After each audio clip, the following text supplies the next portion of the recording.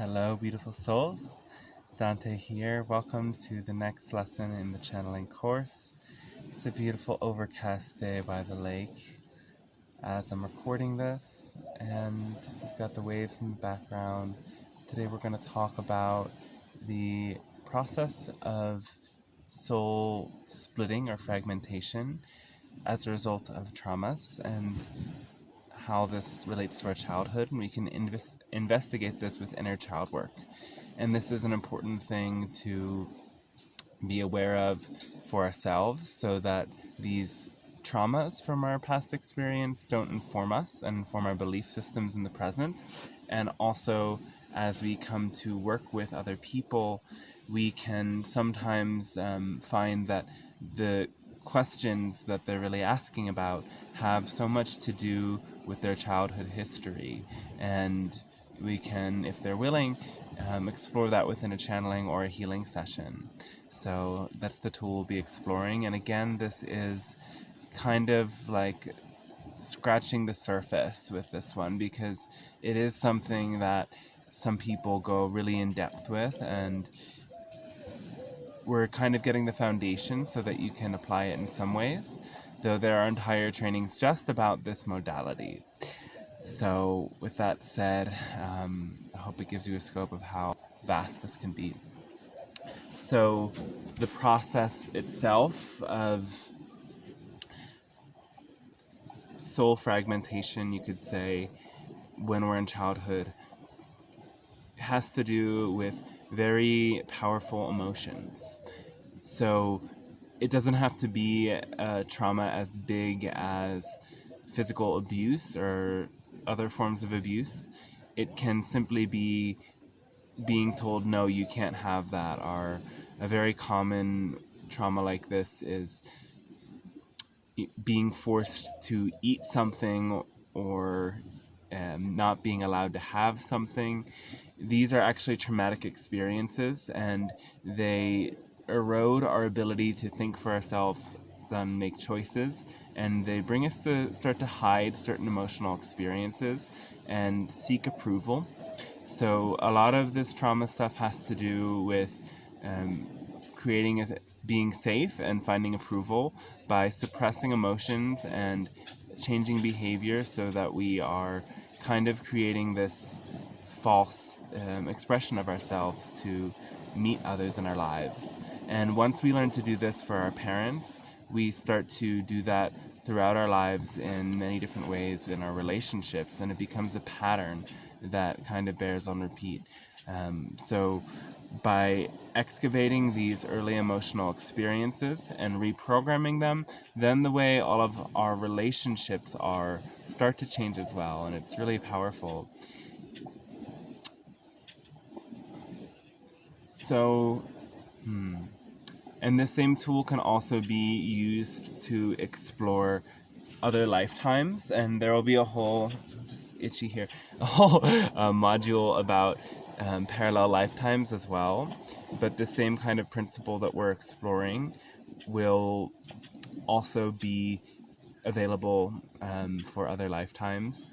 And generally, when we're working on clearing the trauma and resistance out of our system, we're focusing on those negative past memories.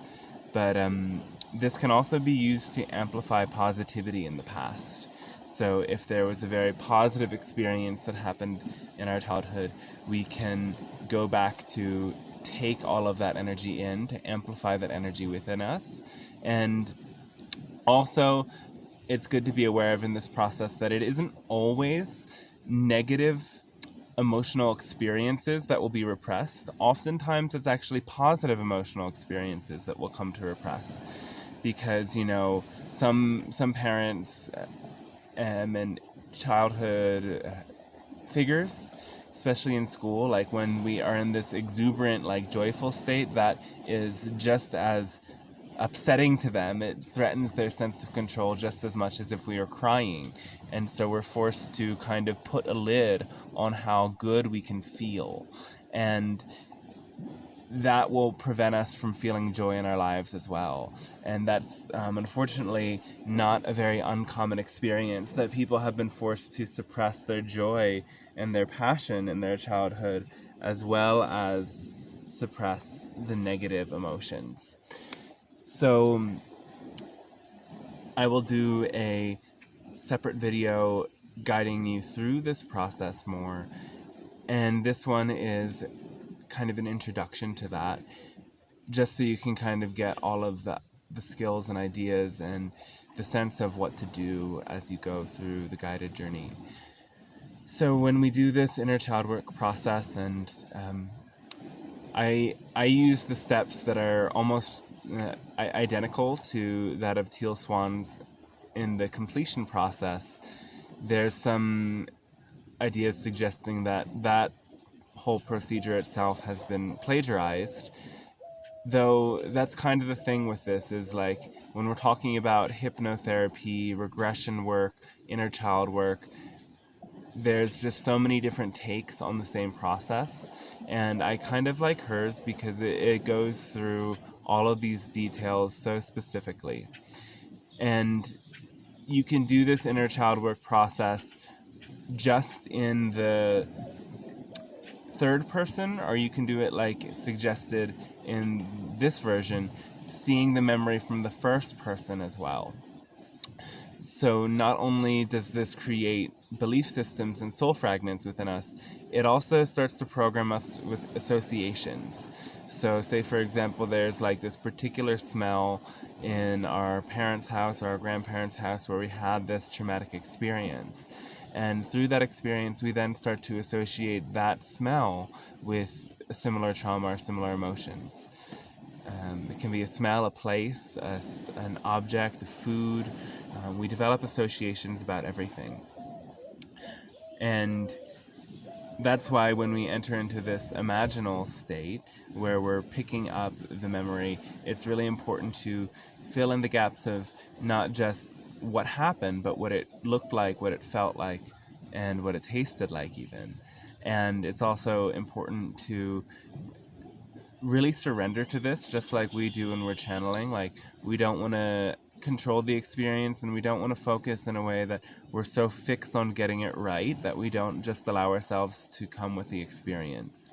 So the idea with any hypnotherapy, regression work, vision work, is that we go with the very first thing that comes up as it arises. And as we do this, we directly connect with the conditioning of our mind, and we see exactly what's there. And oftentimes the second response to it is more of that conscious mind's attempt to override it. And that says more about the conditioning than it does about the belief system at the core that we really want to look at. So don't allow that conditioned response to change it as it arises, or try to get it perfect. Know that actually many of these memories from childhood we're never going to fully recover in their perfect detail. And this has to do also with this quantum understanding of time, that the past is changing just as much as the future is changing. And as we change our own quantum makeup, we tap into different timelines of the past. From a very scientific perspective, they say that every time we generate a memory, or we think back on a memory, we construct it in a very different way, so that now the memory we're telling ourselves when we look back at our past is quite different from what actually happened. And the quantum channeled perspective, coming from many spiritual ideas, is having to do a bit with what they call the Mandela effect. And the Mandela effect gets its name from the most common expression of this phenomena that has to do with Nelson Mandela. Many people have a memory that Nelson Mandela died in prison. Did he? I'm saying that for a moment to see what you experience, because actually we're in a timeline where he didn't die in prison and he got out. But there is this kind of quantum phantom that comes into this dimension, spilling over from that other timeline that kind of contains the seed of this memory where he died in prison. There's many examples of this, like the Berenstain Bears versus the Berenstain Bears. And you can kind of see how there's these gaps where certain groups of the population remember one thing and certain remember a different thing. And then there's what's actually there. So a lot of people see this as evidence that the collective is shifting timelines. In Transmissions, the Pleiadians and Bashar have talked about how there was a timeline in which the President John F. Kennedy revealed extraterrestrial life, but our planet wasn't ready for that information at that time. It was too much of a different vibration than the collective, so it caused some chaos. And we shifted away from that timeline into one where he was assassinated. And this can actually happen with our childhood as well, that we shift from a timeline where there was a trauma or a negative experience into one in which it was more positive, or we may even erase completely some of the details. And the goal with this tool of the inner child work is to overwrite that negative experience with a positive one, to remember in full the details of that initial memory and re-experience it. And as we feel all of the emotions and we remember all of the details, we clear that energy from our system, and sometimes we will actually recover more details and discover the core beliefs in it. And then that overwrite that we're creating through fantasy is both a very perfect description from our inner self of what needs are most important for us to meet now, and it programs a new neural pathway that whenever all of those associations we have with that memory come up, then we don't remember that awful thing that happened right away. We remember this new co-creation with our higher self that overwrites that trauma with joy, with bliss, with contentment, and with a connection with our guides. So we also invite our guides into this process to come with us into this altered state and make things better and shinier. And as they come with us on this journey, there's the love and their frequency that fills us through it. So I'm gonna pause this because I think I can get better lighting. Okay, so going through the process itself. This process works best when we work to clear the most common emotions that we experience, the biggest challenges that we have. And so it can be very powerful to do this immediately when something of this nature comes up, though sometimes we can't do it in the moment because we're kind of in the middle of something when there's the trigger. When we can go back into our own space and go through this process, then we want to remember within our bodies at a kind of physical level that emotion and that charge of energy. Where did we feel it in our body? What emotion was it? And actually invite it to come back, not push it away at all. Actually invite ourselves to feel it as fully and completely as we can. And the first process is one of just complete awareness, of kind of surrendering to the emotion. As we invite it into our bodies, totally surrender. And invite yourself to let go of all of the resistance. Because again, once the resistance has diminished, so much of the pain as well of it really starts to go, and the healing can happen. And from doing that part, we are going to go into asking ourselves a question. When was the very first time that I felt this emotion? When was the first time I felt this emotion? This particular emotion. And as you do that, you may experience kind of many different scenes pop up. And it's good to take note of all of them. There can be scenes from your childhood, there can be scenes from your adult life, there can be recent moments that have been charged with that energy, and just kind of allow it to be kind of like a flicker box where you see one after another. And you want to pick then the most potent memory you can get. Remember that the most charged memories are often going to be in those early 7 years of childhood. And if you can get one of the memories from that period of your life timeline, then tap on into that one. And then you, from there, actually imagine yourself in the perspective of your childhood self. So you imagine your body getting smaller and feeling every sensation that they went through. So you play the whole memory out, and again, you bring all of your senses into it, from the sight to the tactile touch-based sensations, to the smell of your environment, to taste, if there was taste or you were eating food, or if there was a kind of very pungent odor in the air, and go fully through the whole experience. Relive the experience up until the very end of the memory when you can't recall anymore. And that will usually be an experience where you were kind of forced to stop having an emotional experience, or you repressed it on your own, or you kind of dissociated or passed out. And from that point, you want to then go into your adult perspective and bring yourself into a third person witnessing mode. Seeing your adult you as you are today, they're coming into the same scene with your child self. And you want to kind of slowly let them know that you're there and come to greet them. Let them know that this is your future self and you're coming back to help them with this challenging experience, that you love them and you're there to kind of console them and help them change this memory. As you get close to them, they may have initial excitement or passion to meet you. There may be a bit of resistance if they've been kind of shy or cut off. And you just want to kind of take your time getting close to them, and then allowing them to experience all of those emotions and letting them know what they didn't hear in that moment, that it's okay to feel what they're feeling, that all of their feelings are valid.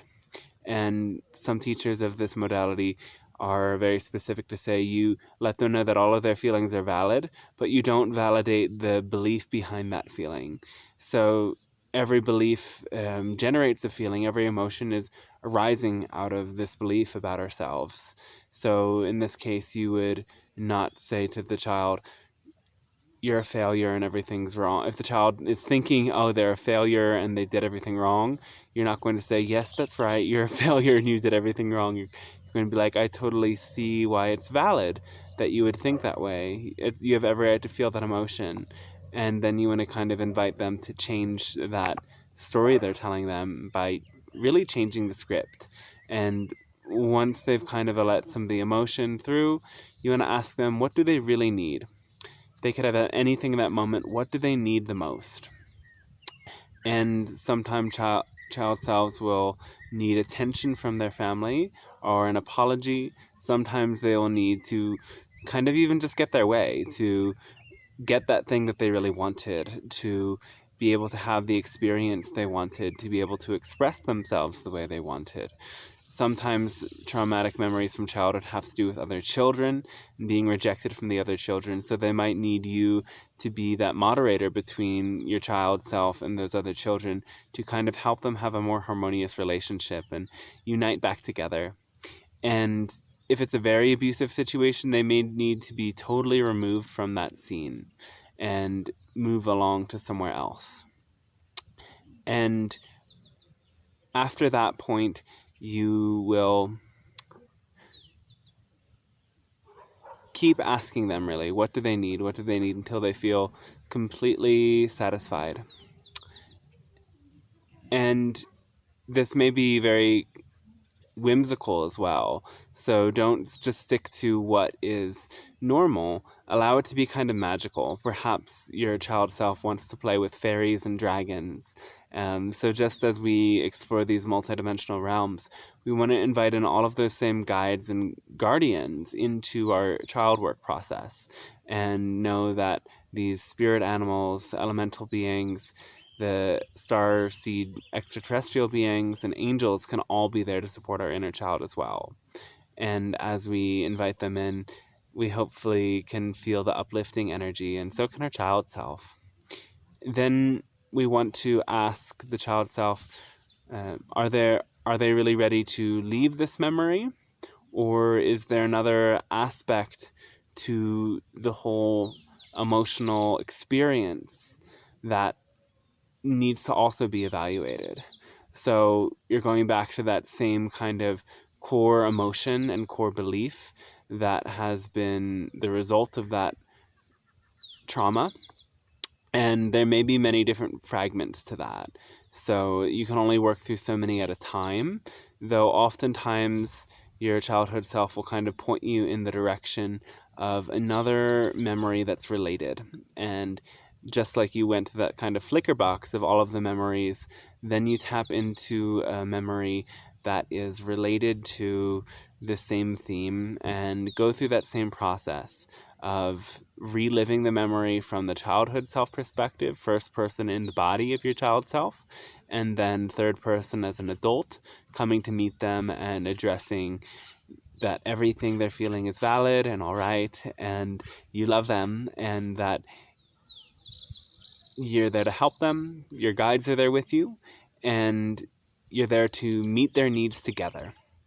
So from there, the next step would be to, again, ask that childhood self if there is even more memories to clear. And you may do this several times in one session. Sometimes these sessions can be very long, from 30 minutes to an hour, or even longer. And from then, once your child self is like, okay, I'm complete, this covers all of the aspects of this emotional experience, you then invite all of the childhood selves that you've seen. So if you've met 3 or 4 different childhood selves, different memories, you invite them as distinct beings to join you in a place called the Safe Haven. So in Teal Swan's version of this, the completion process, you make the Safe Haven first. And I actually usually do this as well. I guess I forgot to mention it in this video. So before you even go into all of the childhood memories, you create this Safe Haven. And the Safe Haven is kind of like a sanctuary in your imagination.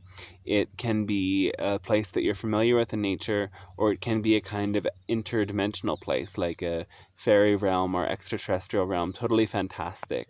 Or it can be something that really reminds you of a soul timeline that was really important to you, like something from Atlantis or Lemuria. So you create that before you even go through this, or you don't have to. You can just kind of jump into a safe healing haven afterwards. And really any sanctuary in your imagination will do. And once you've created the safe haven once, you don't need to do that every time you go through this process. So perhaps the first time you do this, or the first time you do this with somebody else, you spend more time on the safe haven process. And again, you want to bring all of your senses into this imaginal place. Maybe you start to smell the fragrances of beautiful, delicious flowers and essential oils that are important to you. And one important aspect to this is to create a place there that is for cleansing. Usually that has to do with water, so running water, or a bathtub, even a bathtub or a spa, or hot springs, the ocean, this lake would do. Perhaps a waterfall, did I say that? Waterfall, hot springs, all of that is potential. When you bring your child self into, or child selves into the safe haven, the first thing you do is you cleanse them by taking a bath altogether in the cleansing waters and releasing any charge that has been associated with those memories. And then, as usually most of these child selves will be related to that core emotion or core belief that was the initial thing you explored in going through the process. You want to explore with them together what's the antidote to that. So invite them to, again, explore their wildest fantasies. Ask them, out of everything you could do, what do you enjoy the most right now? What do you really need? And in your safe haven, you can even get more fantastic. Flying on dragons, playing with magical fairies, getting on stage and performing. There's so many different things that your child self may want. Having a whole fiesta together with other family members or people that are important to your child self. Just allow your imagination to run wild and focus on those things that bring the energy of joy, love, and maybe the opposite of what you were feeling. If you were feeling very constricted, focus on what can bring you freedom. If you were feeling very depressed, focus on what brings you joy. If you're very angry, focus on what allows you and your child selves to feel calmness. And when you feel complete, you ask your child selves one more time, are you complete in this process, or do you want to continue exploring? And then if they say yes, we're complete, you invite them to all come into your own heart center, one by one, imagining them dissolve into your body. And you can feel, even in your own space, that they're kind of like these separate energy fields or orbs that are floating around you and then come into your heart. And their energy then merges and flows with all of your body. And once that has happened, you can gently come back from the process and feel how that has shifted anything in your body. How do you feel after going through that whole journey? And this is something really beautiful you can do every day, or not every day. You can do this whenever. I wouldn't do this every day. I would do this whenever there are really big triggers emotionally, or like you feel like you're directly exploring a theme from earlier in your life. And for the first year or year and a half even that I learned this, I would do it pretty regularly, and I would explore so many different memories. Sometimes the memory would come up several times until it was really cleared, and now I can say I can look back at my past and I know everything that's happened is generally the same, but I don't see it in the same light, because I've, through this process, been able to see how all of it has been kind of like a healing training for me. And I remember these new imprints that I put on now, scenes that were kind of violent or aggressive. I now have these memories of angels coming in and sprinkling all of those moments with light. So it's a bit different, and practicing it often enough that you always remember this lightness that you are directly imprinting in your consciousness, rather than the pain of those memories, is quite well and sufficient. And it's an amazing process. So this is something that actually my guides as well shift for the people that I'm working with. Sometimes I actually channel the Pleiadians who guide them through this process, and there's a lot of things like this process and even other questions and dialogues that people have with the Pleiadians that I am just as capable of doing in my own accord. Though what I notice is that to have this energy of the guides coming through adds a higher vibration to it that allows people to kind of feel the process differently. And for me, it allows me to have more of a detachment from the emotional energy that they're releasing. So it sometimes allows me to flow deeper into it.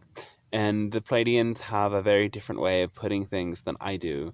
And just that vibration, it seems to bring it to flow more.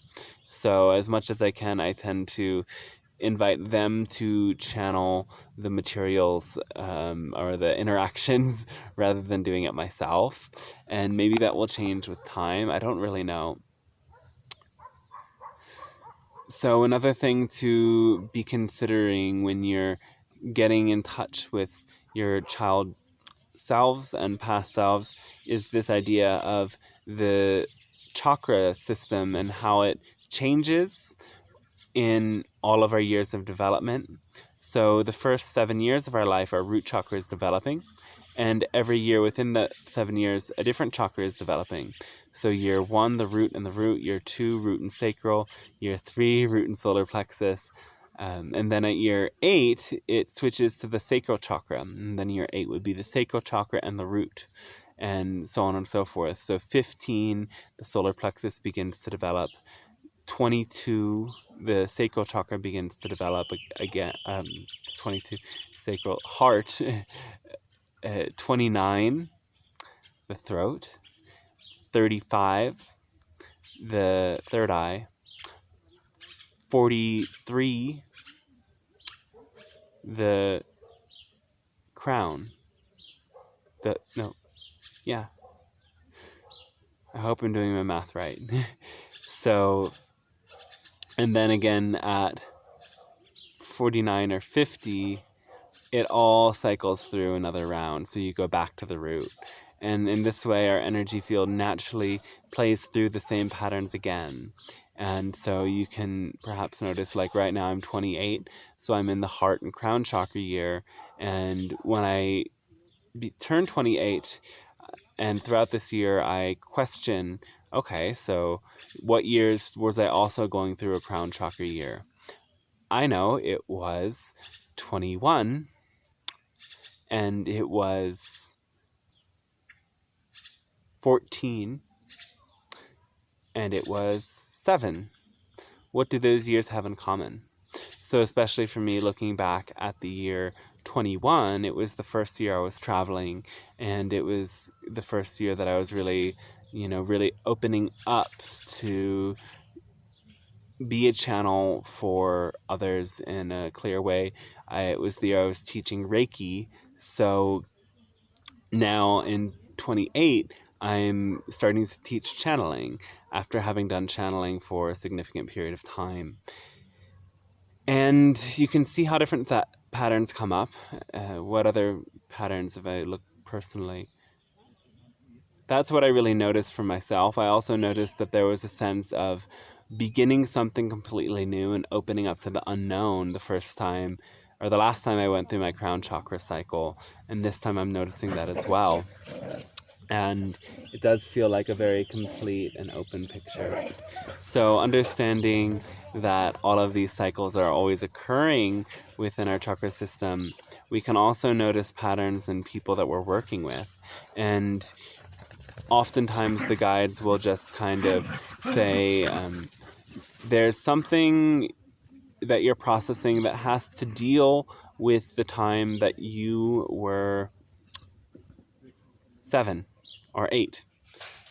And that is not so uncommon that the Pleiadians will just directly say, what you're dealing with has to do with the time you were this age. And they ask them to think about what happened at that age. And when you start to work at this level, you really have to kind of just surrender and go with the first number that comes up. And also understand that it's kind of there to kind of start them on a process of considering what energies were working with them then, and that can open them up to new potentials and possibilities. Now, I know another psychic I see from time to time, and what she does with the age is there's like a spot on the leg that she puts her hands and she moves up and she reads it directly from the body. For me, I have not found that that's completely necessary. It just kind of comes through in the transmissions. Okay. I'm gonna pause for a second and see if anything more related to this subject comes in. Here's the lake for a second. So nice in the afternoon. There was a pause between recording the morning video and the evening one. I really love how the sun's kind of casting on those volcanoes right now.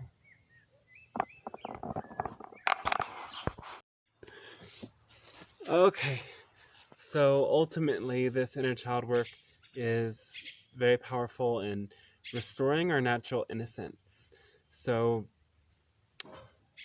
we want to return to that state of a child where we have such a clear sense that we can do really nothing wrong, that we are free, unlimited beings, and we are so deeply connected to Source.